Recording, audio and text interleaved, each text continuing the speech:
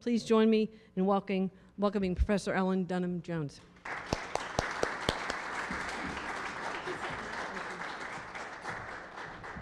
Good afternoon.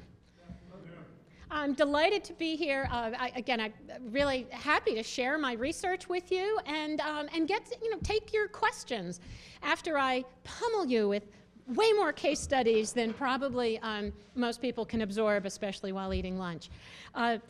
So what I do, I'm an academic, I'm the nerd. I maintain, I believe, as far as I know, the world's only database that tracks examples that I consider sustainable, where dead malls, dead big box, dying office parks, aging garden apartment complexes, strip malls, strip corridors, you name it, prototypical suburban property types have been retrofitted into more sustainable places one way or another. When my co-author June and I had about 80 case studies, we published this book. We're now working on a second book because the database now has over 1,400 examples in there. I won't show all of them, but tempted as I am, I really kind of love them. But the way that because we have so many of them, I'm an urban designer. I'm trained as an architect. I really, what we focus on are really what are the design strategies that are being used to change the impacts of suburban development. So we categorize all of these examples really by, they kind of come down to three really simple urban design strategies. So the first is to simply re-inhabit the existing box with a more community-serving use. There are tons of examples of dead big boxes that have been turned into schools, libraries, churches, you name it, kinds of things, including then the occasional rather odd one. I'm not sure if it's more community-serving, but one of the most successful actually is in England, a dead mall is now where you go to play zombie paintball. And it's booked for 6 months, very successful. But the second strategy is where you redevelop. So demolish the box, put in a street grid, redevelop that site into, often in many cases, the downtown that that suburb never had. But it's redevelop it into a more walkable, more compact, more urban environment. In my database, I've got about 283 enclosed shopping malls that are being retrofitted in various ways, 50 of those into downtowns. That's really one of the kind of growing areas of interest. But not every site has the market to be able to support, a new downtown. In fact, any time that a property dies or becomes really underperforming, the first question you have to ask is why? What is the market? Why has that property died? And in many cases where there's a really weak market, what can make the most sense is the third strategy, which is to regreen the site. Demolish the box, depave the parking lot, reconstruct the wetlands, put in a park, put in community gardens, and restore, do some ecological repair, because in many cases, before the Clean Water Act, it was very common to be building on top, culverting the creeks and just draining the wetlands. And especially in the face of the kind of severe weather that we're going to be getting today, we actually need a lot more of those kind of regreened places that can help build resilience in our communities. So those are the three basic strategies: re-inhabitation, redevelopment, regreening. I'll show examples of all three of them. In many cases, really the best examples combine aspects of all three so that you get that connection to the past through re-inhabitation, to the future through redevelopment, and to nature through the regreening. But the way that I'm really going to kind of present these is in terms of the 21st century challenges that we are facing that the suburbs built in the 20th century really never were considering. So I'm going to run through that. I'm going to start with just sort of talking a little more about, let's see, that's not going forward. Nope. There we go. So let me set the stage a little bit by just sort of talking about why are we even thinking about retrofitting the suburbs? For generations, the suburbs have provided American families with access to the American dream, and a lot of those beautiful leafy suburbs, especially the pre-war ones, will maintain value for a long, long time. A lot of the post-war suburbs are frankly, the residential areas are, for the most case, still beloved places, but a lot of the commercial properties are not, and they're not aging very well. So now that we've had 60, 70 years of post-war suburban development, we're beginning to really recognize some of the unintended consequences. So I don't think I have to really run through all of the details kind of on this slide, but I will talk a little just on this issue of public health, because for the last 100 years, the suburbs, really even more, about 125 years or so, the suburbs have really been marketed as the healthy place to raise your family, because in the late 19th century, the big threat was to catch infectious diseases from the overcrowded cities. And that was a real concern. Today, infectious diseases are not our number-one health threat. In fact, in the US, our number-one health threat now are chronic diseases. And it's that have to do with our our behavior, and it's especially obesity leading to diabetes, leading to heart chronic problems. So those behavioral issues, sadly, the reality is human sprawl and suburban sprawl correlate.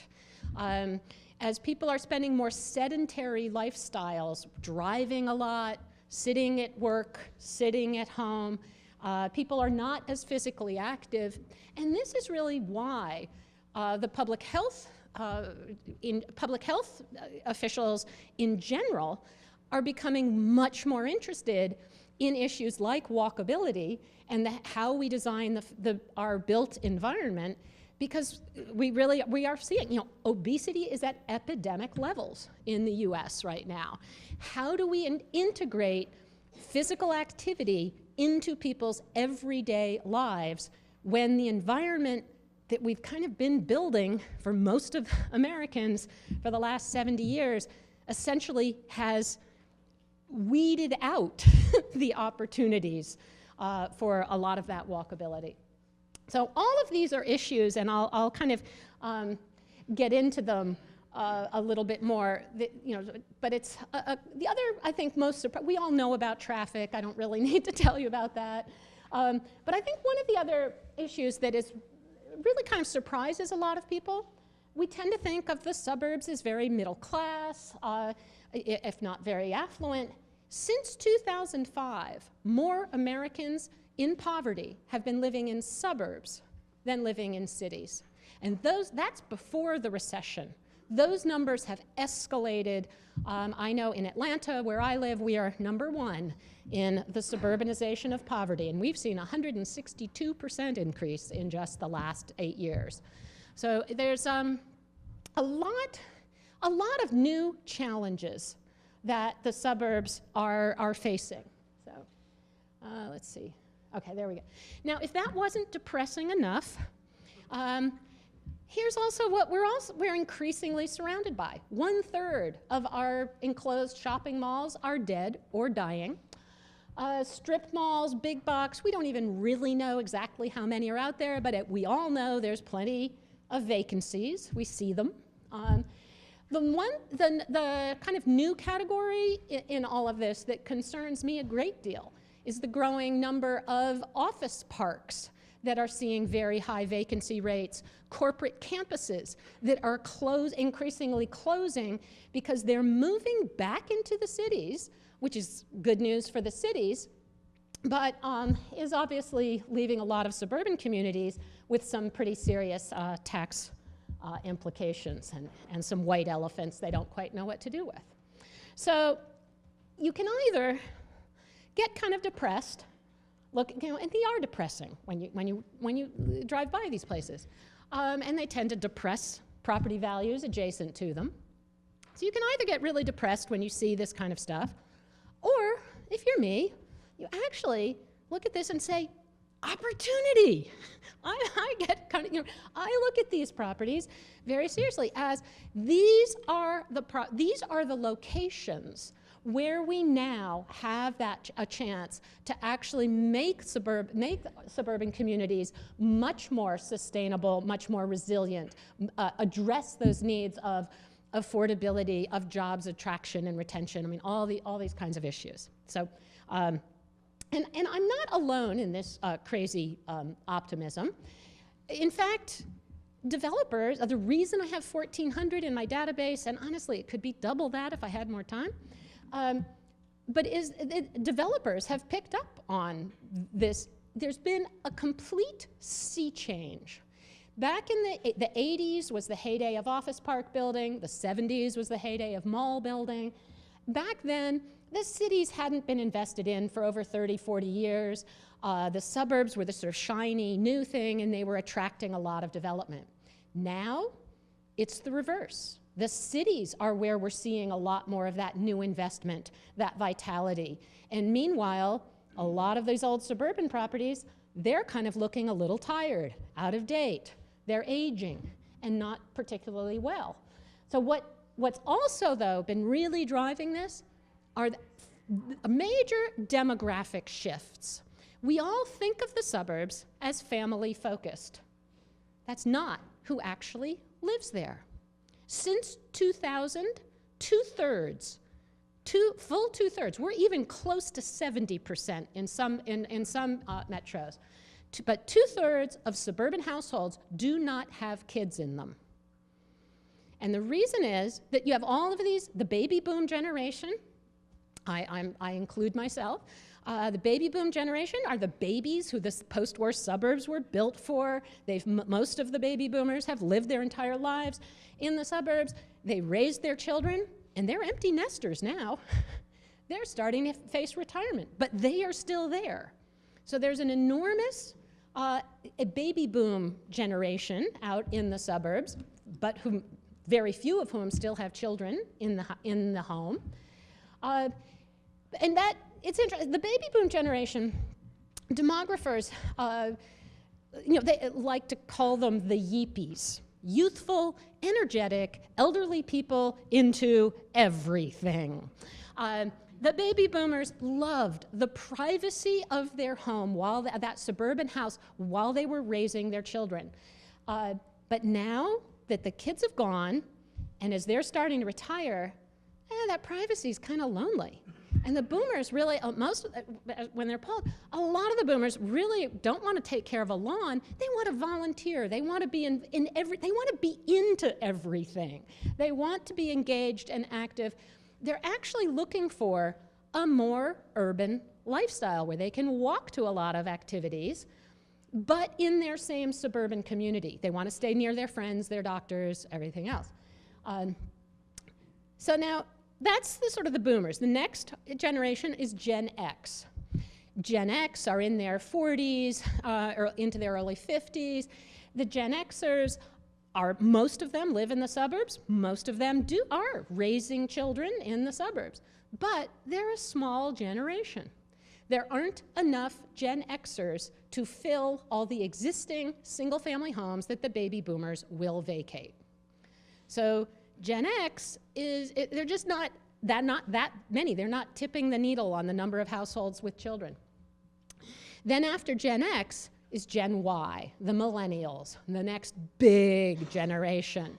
And Gen Y, for the most part, they grew up in the suburbs, and every single survey shows they think the suburbs are boring. They don't want to live there. They don't want to become their parents. They want the cities. They want a more urban lifestyle. They've got their smartphones. They don't really need cars. They don't value, when polled and asked, would you rather, if you had to give up your smartphone or your car, overwhelmingly, the millennials say, I'll give up the car. I've got to stay connected. I stay connected through my phone. Boomers, exactly the opposite. We just have a complete generational shift. Now, the millennials want urban. They want an urban lifestyle. The boomers grew up watching Hill Street Blues and Law and Order and the perception that cities are full of crime and, yes, have noble citizens who are out there making the system work, fighting crime, but they grew up kind of bombarded with that. Gen Y grew up watching Friends and Seinfeld. Cities are fun. Now, the reality is there's a little bit of truth in both of those. When the boomers were growing up, and cities did have more crime. Now, not so much. So we really see this very significant generational differences, and the millennials are starting to have children. They've delayed for quite a long time. Many of them are choosing to move into the suburbs to have access to the schools, which for the most part are still much better in the suburbs. But they're bringing their smartphones with them.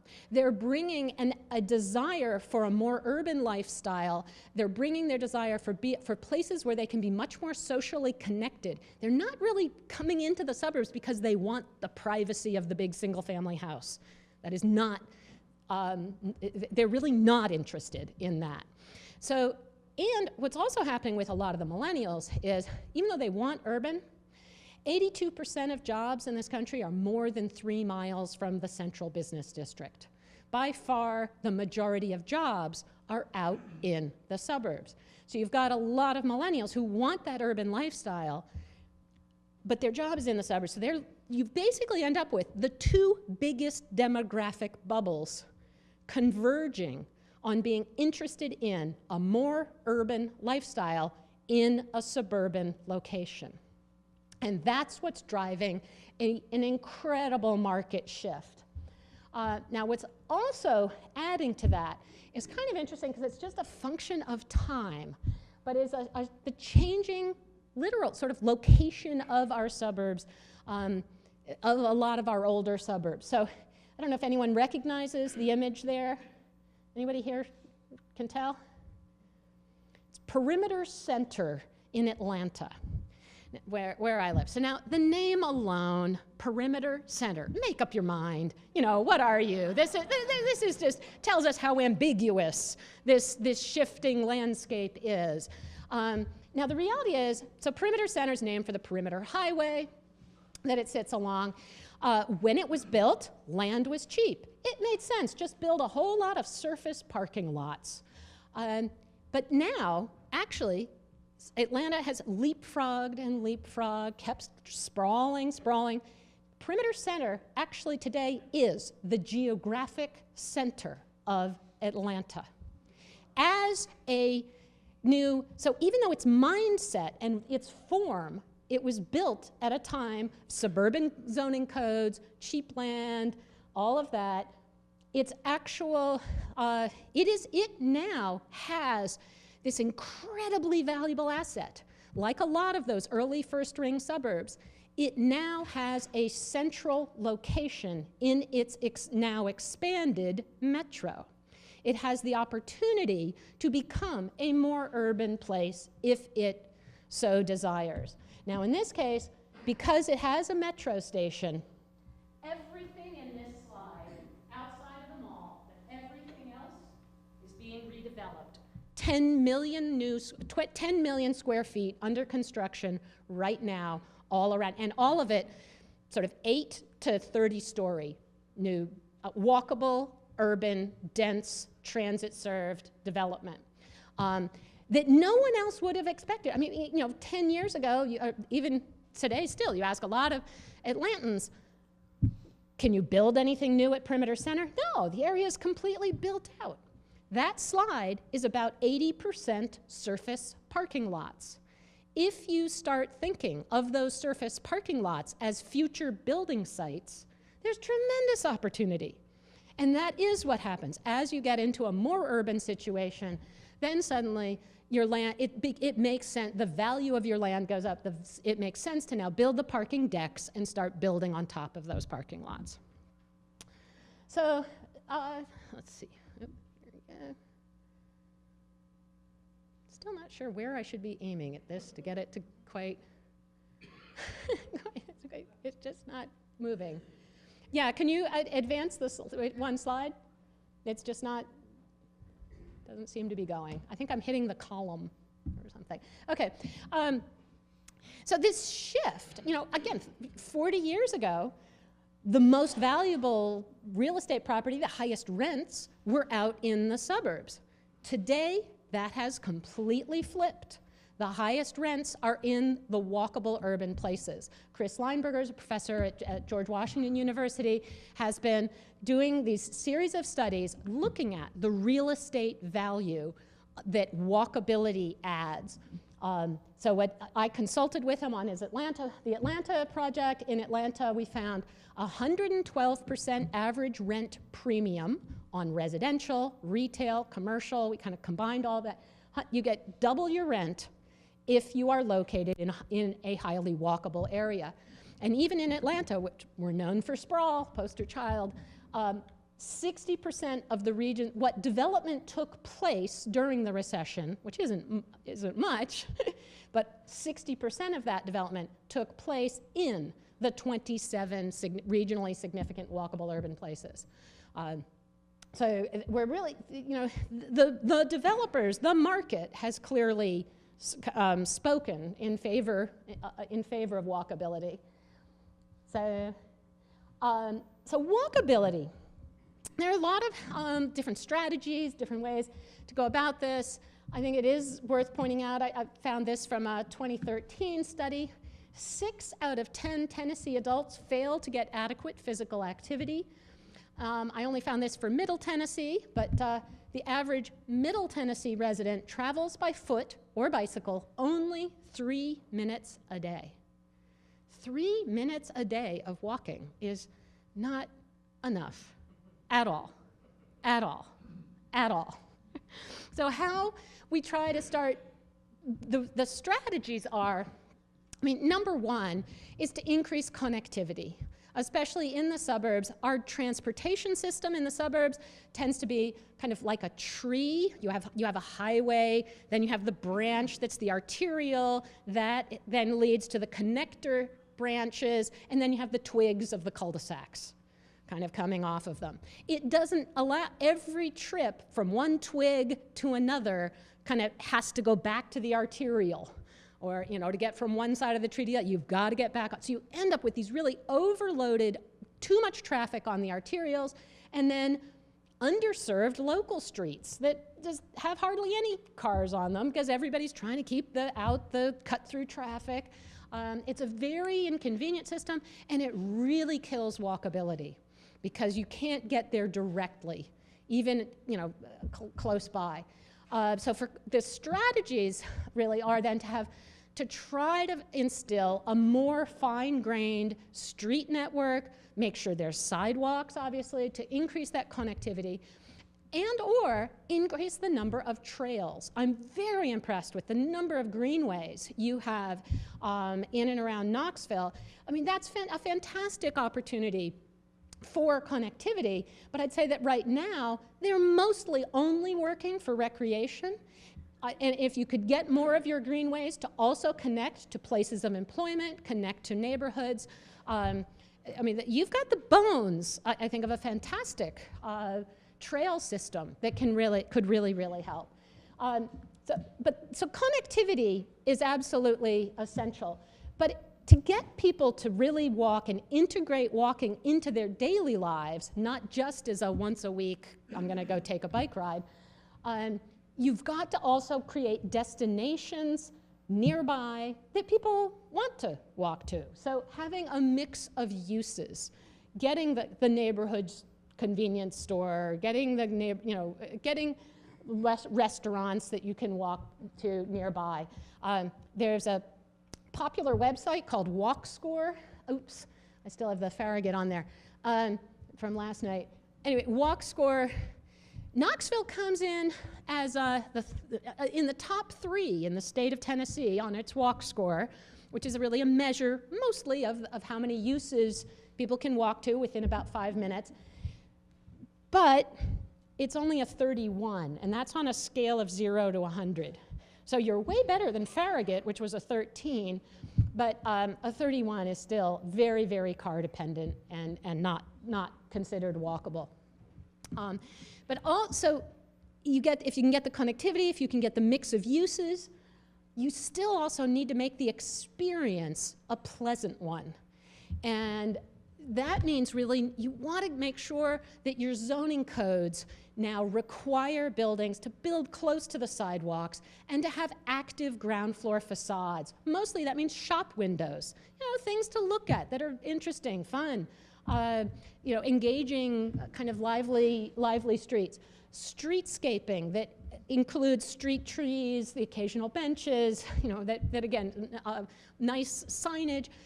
The real key is you need to reward the pedestrian eye. If we only design our buildings for cars, you're designing them to be seen at 60 miles an hour, with just very little detail at the ground level, you're making it really boring, and people aren't going to want to walk by it. So you've got to, and that's a simple sort of code issues. It's easy to kind of require that things. The other kinds of things you really want to try to get to are where the street has the proportions and feels like an outdoor room, so that the buildings on one side of the street and the buildings on the other side of the street kind of talk to each other and frame the space of the street as a great outdoor room. Market Square couldn't be a better example of that wonderful feel that it's a magnet for people. They want to come and feel extremely comfortable on that.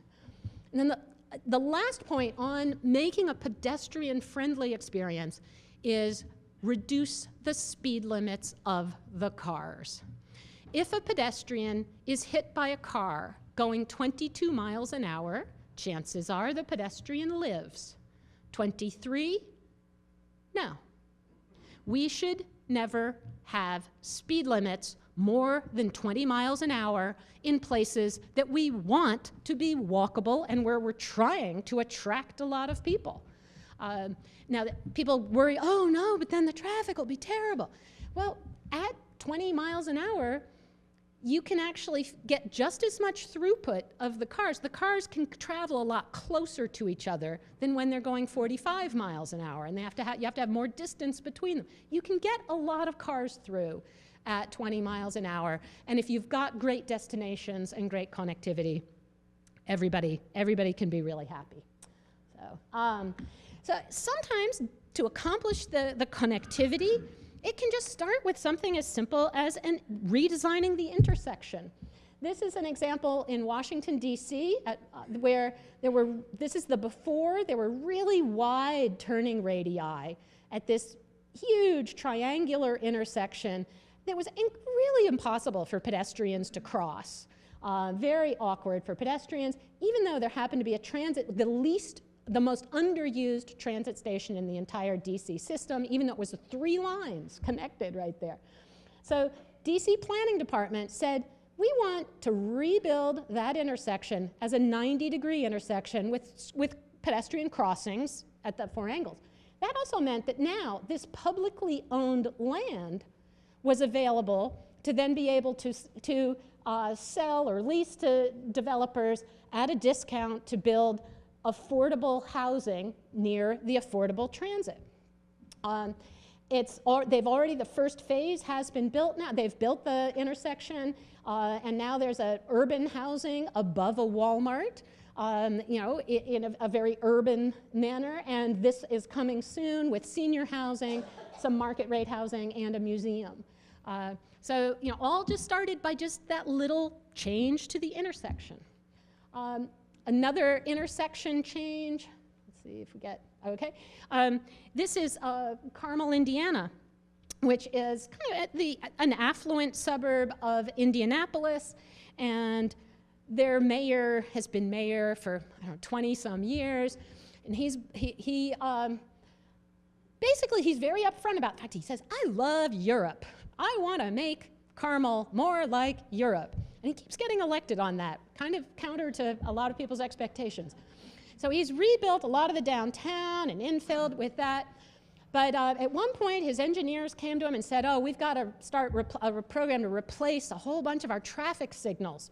A single intersection was about $250,000 to replace all 4 lights, all 4 signals. And he said, well, let's make them into roundabouts, like Europe. And then we'll never have to pay for another traffic signal again.